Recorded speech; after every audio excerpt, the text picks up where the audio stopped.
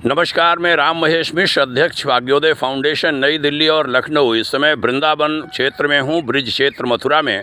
पौराणिक ब्रह्म वन का भी विजिट करने का अवसर मिला। बहुत बड़ा एरिया है, भगवान ब्रह्मा का सुंदर सा मंदिर, उसके भी दर्शन हुए, प्रणाम किया, प्रसाद लिया। वहाँ के पूज्य महंत जी ने बड़ा सम्मान दिया।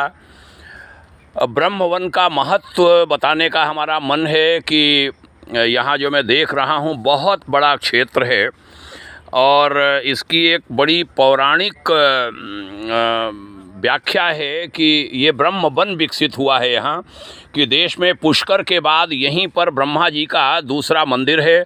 इसी वन में ब्रह्मा जी ने अपने चारों मुखों से श्री कृष्ण की आराधना की थी, इसलिए इस गांव का नाम चौमुहा पड़ा था जहां मैं रुका हूं, और वन का नाम ब्रह्मवन। एक बार इस वन में बाल कृष्ण ग्वाल बालों के साथ बैठकर वनभोज कर रहे थे, तभी उनका ध्यान अपने मित्र मधुमंगल की ओर गया, जो पेड़ों की ओट में छिपकर तीव्रता से अपनी माँ की दी हुई बासी छाछ पिए जा रहा था।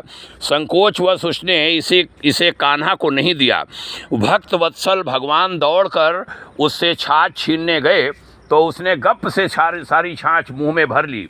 इस पर बाल कृष्ण भगवान श्री कृष्ण ने उसके गालों पर बहती छाछ को प्रेम से चाट लिया।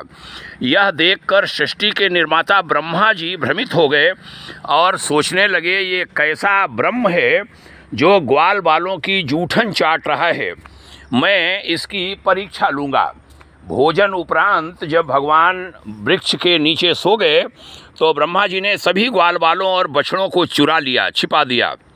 आंखें खुलने पर बाल कृष्ण समझ गए कि ब्रह्मा जी उनकी परीक्षा ले रहे हैं।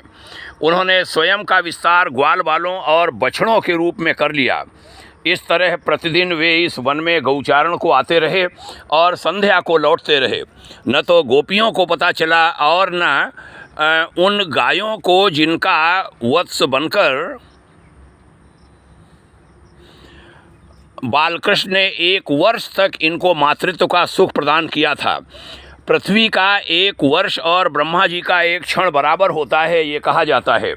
ब्रह्मा जी ने क्षण भर बाद इस वन को देखा और उन्हें सब कुछ यथावत दिखा। यह देखकर ब्रह्मा जी विचलित हो गए। उन्हें अपने अपराध का बोध हुआ। उन्होंने इसी ब्रह्म वन में आकर तप किया और अपने चारों मस्तक बाल कृष्ण के चरणों में रखकर अपने अपराध की बार बार क्षमा मांगी। ब्रह्मा जी ने यहाँ पर जो स्तुति की वो श्रीमद् भागवत के 10वें स्कंद के 14वें अध्याय के श्लोक संख्या 1 से 61 तक है। यह पौराणिक वन जहाँ मैं खड़ा हूँ, यह दशाब्दियों से वीरान पड़ा था। यहाँ एक भी वृक्ष नहीं था, यहाँ की रज यानी मिट्टी भी उपजाऊ नहीं थी। द ब्रज फाउंडेशन, जिसके अध्यक्ष श्री विनीत नारायण जी हैं, उन्होंने 2015-16 में नेशनल थर्मल पावर कॉरपोरेशन यानी NTPC के आर्थिक सहयोग से इसका संपूर्ण जीर्णोद्धार और सौंदर्यीकरण कराया है। ये प्रयास वास्तव में स्तुत्य है, नमन करने योग्य है। मथुरा ब्रज विकास प्राधिकरण, जिसके वाइस चेयरमैन श्रीमान शैलजाकांत मिश्र जी हैं, अपने भाई हैं, IPS ऑफिसर रहे हैं, उनका भी यहाँ योगदान बताया गया है। ये हमें अच्छा लगा। चौमुहा में श्री राधा मोहन गौशाला के संस्थापक संचालक श्रद्धेय स्वामी जयकृष्ण दास जी हमें यहाँ लाए। यहाँ के पहलवान चौमुहा के श्री मान पुष्पेंद्र जी से भी उन्होंने मिलवाया। यहाँ के बहुत सारे लोगों से भेंट हुई। अच्छा लग रहा है, नमन है इस दिव्य भूमि को।